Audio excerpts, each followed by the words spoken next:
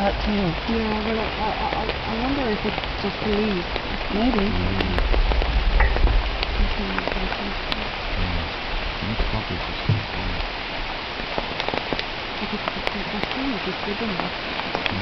What's the name of this plant? Philodendron. And you can see the fruits. There's one right there. Well, that's still a flower. But then that's the bottom is gonna start getting thicker, and it's the fruits. Normally, when you have them in your house, they don't fruit like that.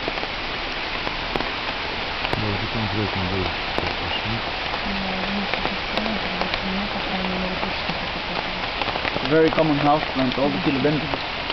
The butterfly here. So that's not gonna be toxic because it's cryptic. Anything that hides well